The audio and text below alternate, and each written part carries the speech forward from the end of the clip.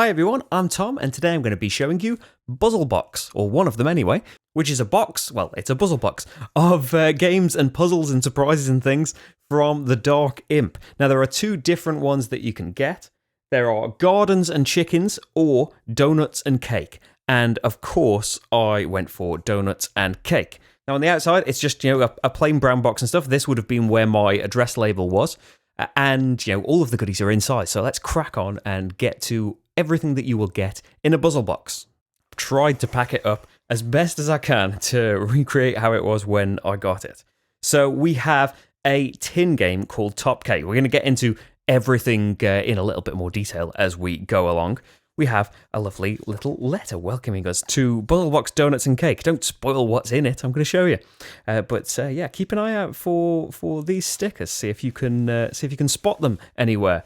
We have the great big the main event game, Donut Dash, which is in a bigger box. We have a coaster, which is a game in itself. It's a game called Sleuthbox. I was about to explain it all. We'll get into it in a minute. It's a coaster game. We have a little card telling us about puzzles that are hidden in this box. The solution to each puzzle is a word. When you've solved the puzzles, visit the link below and enter your words. And if you're right, you'll access a secret page. I'll say in advance that I haven't been able to do this yet. And that's probably reflects quite badly on me. But yeah, I've been trying. But okay, let's get rid of the box and look at the rest of the puzzles. So we have Cake Shop. Find your route around the cake shop. The route will be a single loop, and it doesn't pass through squares with cakes or cross over itself. I don't want to write on the things themselves. So we have played on mere photocopies, which you might likely do as well. Not photocopies, I've scanned it in a printer. So the number on the cake shows you how many squares adjacent, diagonally and everything, that the loop is going to pass through. So not wanting to spoil it and give tips and stuff, but you can see, this one's got an 8 around it, so the loop has to go all around this in some fashion, but it can't just go around it like that, because that wouldn't be a single loop, would it? Well, it would around that one cake, but it's got to go around all the cakes. We have Cinnamon Whirl, another puzzle, which comes with a couple of supplementary things. Oh, we have a couple of supplementary clue sheets there, which give us clues to, it's a great big spiral of words and stuff. So the first clue here starting, it's a 7-letter word. Twisted tree is your clue. But there is also a reverse set of clues going outwards. So starting from 107 in here, Alaskan City. And so, to kind of verify your clues, all of these will work forwards and backwards depending on which direction you read. The clues will be different, but that's how you can kind of check your answers for sure, that you can look for the corresponding clue in the opposite direction. And then if you've finished, there will be a word here, and it's a cake-related word that will show you that you've solved the puzzle. And then we have a lovely little secret folder with more games in them. Now, these are games that can be played with stuff that you've probably got, a deck of cards or some counters or some dice and things. And it tells you exactly what you need here. So you've got something like Baker's Dozen, a kind of a solitaire kind of game. Not just that it needs one player. So it will say that move cards onto foundations from 13 columns, a Baker's Dozen. But beware, wherever a column is empty, it can never again be filled. You need a deck of playing cards with no jokers. And it tells you how to get the game ready, how to play the game, how to win the game. And it's the same for all of these. And, I don't know if Dark Imp are going to be doing some kind of folder for it. I know you can buy small folders to put all of these in. But, maybe it's the part of me that used to have all of these, part work magazines when I was a kid and be desperate to have all of the folders and put them in there. But I really, that really appeals to that kind of organizational side of me. So this one we have Baker's Dozen, a solo game. We have Chomp, a 2-player game where we need a piece of paper and we draw a grid on it. And it's like turn by turn we are taking chomps on a chocolate bar, and the idea is to not end up with the poisoned part, the part with the X on it. You chomp a square, but you also chomp everything below and to the right of it. And it even gives you, a complete turn by turn example showing you that Black lost in the end and was forced to take the poisoned square. And then we have Gooseberry Fool, which we haven't played yet. It needs 3 players, and we've been locked down as 2, and Marty has not been willing to play games with us, unfortunately. But for this one, it's another one. Deck of cards, pen and paper for scorekeeping. Even if you haven't got a deck of cards, then hopefully you're in a position where you could buy some, or even, cut up some bits of paper and 52 bits of paper. So this is a trick-taking game. We have a little bit of adjustment to the deck, by the way. We remove the 2s, 3s, 4s, 5s, and 6s and leave in the joker. So you'll have 32 cards and a joker. And it's a trick-taking game. So it's just for 3 players, where each player will play a card. When the first card's been played, you have to follow the suit. So you have to play a card of the same suit if you have one, or otherwise you're allowed to play other things. And the gooseberry, the odd card out, takes the trick. So if all the cards are the same suit, the gooseberry is the card with the middle value. So it's not just about having, the highest card. If only 2 of them are the same suit, the gooseberry is the card with the odd suit. So here, it would be the heart, because the other 2 are spades. And if all 3 are different suits, then the gooseberry is the one of the odd colour. And it's a cool thing that, the way a deck of cards is structured, allows for that just automatically without, any extra things. It's probably been considered loads, but, play all of these cards with elaborate components and stuff, which I do love, but it is fascinating just coming back to a standard deck of cards, isn't it? And so when you win a trick, you get all of the cards, and you play till the end of the round. So when all of the cards have been played, you get a point for each trick you took, and 2 points for each trick your neighbour took. Well, it's the player to your right. And then whoever scored the middle number of points in that round gets 10 extra points. I'm explaining this game too much. I wish we hadn't really looked at it too much, but I really want to play this. And we get a chance for 3 players now. And we keep going until someone gets 100 points and they win. So that's Gooseberry Fool. And I just have to say that even, I've got other cool things to show you, but even if it was just, these little things every now and then, I love this idea. I love that we can end up with a folder or folders full of all of these games, and you're putting your space to put your rating of what everybody thought of it. There's how to play videos for everything, so even if you get stuck with the instructions, there's a video explaining it for you. And there's a game for 1, 2, and 3 players there. So that's all of that stuff. Oh, now we get to explain the coaster game. I think this is really cool. So Sleuthbox, I won't show you all of the rules right here, but we basically have a grid of symbols. So this is a game just for 2 players. At the start of the game, each player is going to pick one of the spaces in this grid in secret. And then it's a deduction game. We're going to take it in turns to ask questions. And so let's just say that I pick the treble clef. And, well, I wouldn't point to it. That would give the whole thing away. But then Marty, who is, of course, going to be playing with me, would get to ask about a space. And so at the beginning, you don't have any information. So Marty could ask about this down arrow here. Now, my response is either yes or no. I have to say yes if the space he's asking about is in the same row, column as my chosen space, or if it's the same colour, which in this case, no to all of that, or if it's within one space, including diagonals. So all of those would not be true, so I would say no to that. But if he asked me about this one, of course, it's nowhere near still, or not in rows and columns, but it's the same colour, so I would say yes. And you are not allowed to take notes in this game. So it does rely on your memory, but I do love deduction games, and it is... Well, in our experience anyway, it's been great at, you're probably a turn away from guessing the other players as you lose and they guess yours. You were so close to it, you just needed one more bit of information, or maybe you even got that information, but then it's their turns and they guessed right. Because you can say, a Cluedo style, is this your space? And if you're wrong, you're out of the game. So you obviously don't want to do that until you're pretty sure. But the way that yes response is constructed, that, it still gives you a lot of information, a lot of scope to narrow in on. That's just because they've said yes, it could be miles away still, and it just happens to be that colour.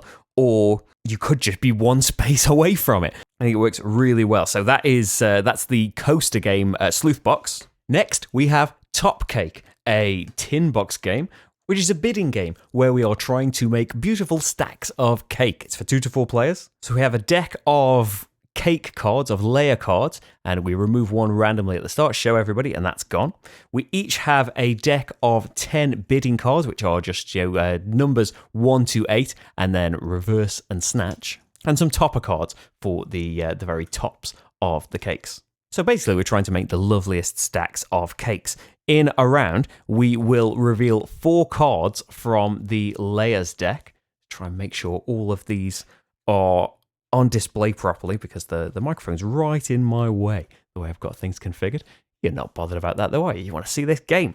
So we have some layers of cakes there, and obviously on their own, they look fairly delicious, but they're going to look even more delicious as other bits get stacked on top of them. The cards tell you how many layers can go on top of this cake layer, so 4, 2, 6, 6, and that's going to matter when you're building your cake stack. We don't have a topper card in round 1, but they will come later. And we are going to play our bidding cards turn by turn. You're going to take 2 of your cards. One goes face up, one goes face down. They can go under the same cake or different cakes. In a 2-player game, there's 3 rounds of bidding, so we'll each have played 6 cards. So just quickly simulated us playing some bids here, so we get 6 cards out there in total. Now the first player then gets to place their first player card, which is basically half a point in bidding. And so, yeah, I was quite worried about not getting this one. So if we just reveal them bit by bit, I'll show you how this goes. Because we reveal all of the bids. So what have we got here? We've got my first player marker, which is half a point, and then we've got 8 from each of us, and then 7 from Marty and 5 from me. Now, duplicate bids get discarded. So the bid for this cake is 7 from Marty, 5.5 from me. Marty gets this layer. I was so focused on these other cakes that I didn't bid on this one, so Marty gets this one as well. Over here with number 3, let's reveal all of the cards. So to start with, Marty went in strong here with a 5, and I came in with a 1, which is, terrible bidding strategy. But when we flip this one, I played my reverse card. Now your reverse card reverses the rules, so the lowest bid is going to win the card, which would be fantastic, but Marty, having anticipated this, played his 1. So my 1 is cancelled out, and Marty's is the lowest bid. So he's honestly much better at bidding for these cakes. And then finally, I have bid a ton on this cake over here, and so Marty's going to have to do something pretty special to take this away from me. And he has. He's played his snatch card. When you play your snatch card, you just win, no matter what anyone else bid, unless somebody else played a snatch card, and then the duplicate rule means that they all go away. The trick is, though, you only have 1 snatch card the entire game. So although Marty made a clean sweep in the first round, which representative of a real game, that actually is. But yeah, Marty made a clean sweep here. He hasn't got this for the rest of the game, and I will know that. You then make stacks out of your cake, so assuming that you've got any layers of it, and you can either add to existing stacks or make new ones, and later on in rounds we will be bidding for toppers as well that can finish them off, that can't have anything else on top of them. So Marty could just be making an amazing cake here with this one can have 6 things on top of it, this can have 6 more, this can only have 4 more, and this can only have 2 more on top of it, so he could have another layer and then a topper. He would start the next round as the first player because it just gets passed clockwise, so he would have that to bid with. And then at the end of the game, when we are totaling up our scores, you get a point for every layer in the cakes that you made. So no matter what it is, just a point for every layer. But for the cakes that have 3 or more layers, you can pick a flavour, so a colour of the cake layer, and you score double points. Basically, you get an extra point for every cake of every layer of that type. If you manage to get a topper card on that cake, though, it doubles the total of that entire cake. And of course, highest score wins. And then finally, we have Donut Dash, the main event, the big game. This is essentially a programming game. We are thieves running around a donut factory trying to steal as many donuts as possible. Mostly from the factory, sometimes from each other. In a round, at the same time, everyone chooses a direction card. Everyone has got 4 direction cards, and we've got these cards to show you which direction is which if you're sitting on different sides of the table. Everyone's thief starts, we've got 1 in the corner here and 1 in the middle, furthest away from the corner that we started in. And so if we say, I wanted to go west, and Marty wanted to go south. Where's south? There's south. And so we would choose all of this at the same time, flip them all over to reveal what everyone picked. And then starting with the first player and going clockwise, we move our thieves in that direction. You can decide which thief to move first, and your thieves will keep moving until they reach a non-empty square or a barrier of some kind. There are fixed barriers here that just stop you, but then there are reflecting barriers that will make you move in the opposite direction to the one you were moving in. And there are different values to the donuts, and they get added to a stack. So choosing to move my thieves here, I think I'm going to go like this. And so start my donut stack with a rainbow donut at the bottom. You sticker all these up when you very first get the game, by the way. And then my other thief will get me a strawberry lemonade donut. And we can see from the player aid card here the values of the donuts at the end of the game. So you total up your stack. You lose a point for ketchup donuts, because who wants that? 3 points for chocolate coconut. A point each for strawberry lemonade, but when you get a strawberry lemonade donut, like what I have done, you get a Sugar Rush card, and these will give you special abilities. So I can play this in my turn to jump over a donut with one of my thieves, or I can keep it for the end of the game to get a point.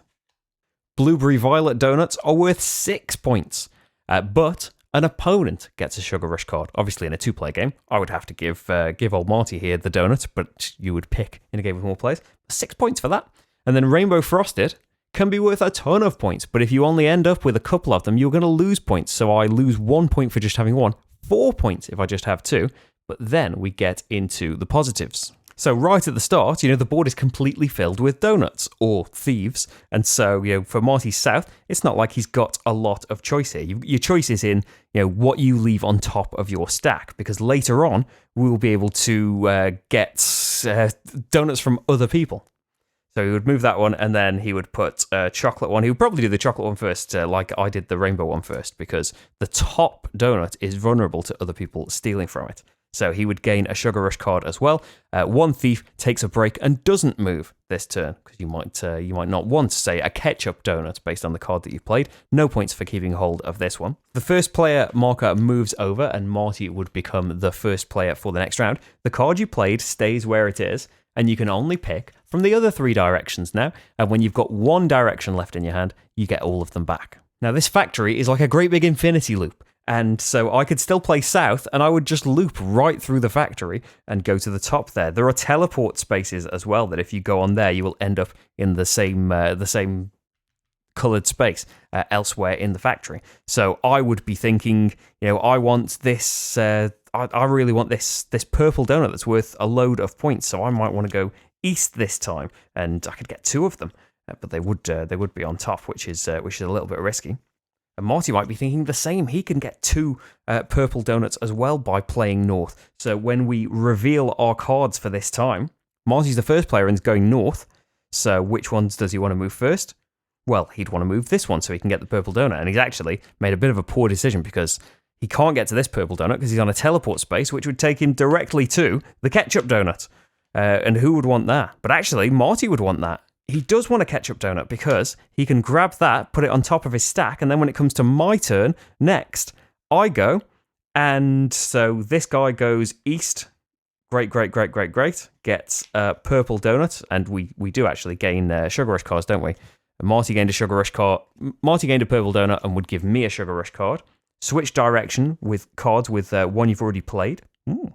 And Marty would get one from me getting a purple card. Now change the direction of both thieves by 90 degrees anti-clockwise. So if you played north, you now go west. So now my other one that's going east, I can jump over a donut with a thief. I can switch direction cards. Maybe you play this when you're selecting a direction card, though, so not now. So my east now, I've got nothing to do until I reach a space. I've reached Marty, and there's no choice in this. I steal the top donut from Marty's stack. We are thieves after all. But now I've landed myself with a ketchup donut, and when you get stolen from, you get a Sugar Rush card. So Marty, rotate the tile one of your thieves is on 90 degrees anti-clockwise, because this board is all tiles. It's a random 4x4 grid, and it says in the rulebook that you can do rectangular setups if you get more experienced with the game. So yeah, I've made it worse for myself here and given Marty a load of stuff, and I would probably want to move this one first, so I would get a strawberry lemonade one underneath, and I'd get myself a Sugar Rush card. But you can see how as the map starts to empty out as well, you have to plan ahead more, and you can only plan ahead so much. It's a programming game, even though it's a simple programming game where there are only 4 cards and you get limited as you play these through, but you have to look ahead and see what might happen, what might I end up with. you might think that you're going for a chocolate donut, but actually that might end up getting taken, and you end up with a ketchup donut instead, for example. It's some lovely fun chaos. And there we have Buzzlebox. Well, number 2 anyway, the Donuts and Cakes edition. Now, I was really excited when I heard about the Buzzlebox. Ellie from the Dark Imp got in touch and asked if I would be interested. And yeah, I was really excited because, I see all these subscriptions and these monthly boxes or surprise boxes or whatever that people sign up for, and I've never tried one. I've never really found one interesting enough, especially, food ones. I don't like enough foods. But yeah, and there is, I know that there's a board game one that people really like where, they will try to give you surprise board games based on your recommendations, and that's only not really appealed to me because of the amount of games that I have anyway that I need to get through. But yeah, in other circumstances, I think I would be interested in that. But anyway, the Buzzlebox really interested me for its concept and the variety of stuff that was promised. And after, getting it and playing through these different things, I think this is such a fantastic idea. It is, geared towards families, so that would probably be the biggest criticism for some gamers if you want, a really meaty, thinky experience. That these are lighter, perhaps sillier games, but I would imagine for most people that is going to be a big positive. I think there is a ton of variety in this, and most of all, inventiveness. From bigger games to all of the puzzles and hidden little things inside.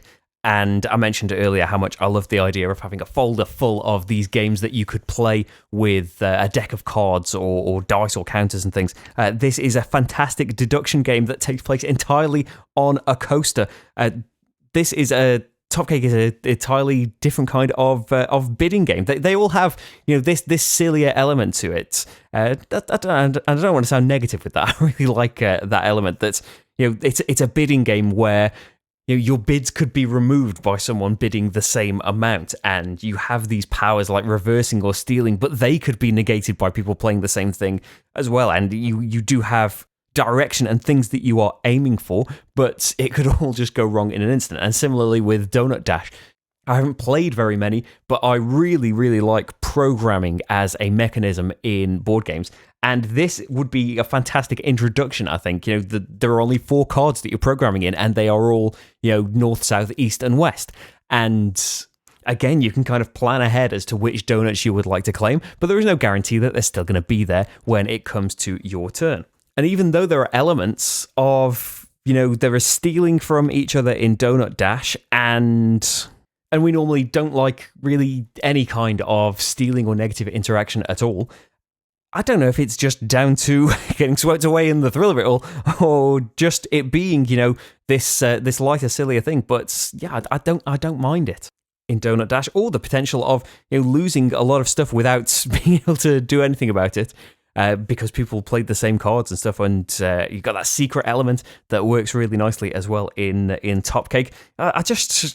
It just keeps coming back to, really, that I can't speak from experience. It's just Rach and I here, rather than a family and introducing it to kids and stuff. But I feel, after playing it, that this would be a fantastic collection to be getting everyone together with, which seems like it's the aim of the Dark Imp or the Buzzlebox as well. And so any of these things just separately, I would have been happy to get and play and enjoy. But all together in one box, and as a nice surprise. I believe that there is information on the website of all of the stuff that you would get in there, so you don't have to go into it completely blind. But yeah, I just went off the names and was really, really pleasantly surprised with what arrived. But hey, it doesn't matter what I think. Hopefully, the overview has done a good enough job of letting you know about all the various elements of this one. There is another one, the Gardens one, at the time of filming, with the promise of more to follow. I hope I've given you some idea of the Buzzlebox, though, and whether you would be interested in finding out more about it. If you would, it's thedarkimp.com.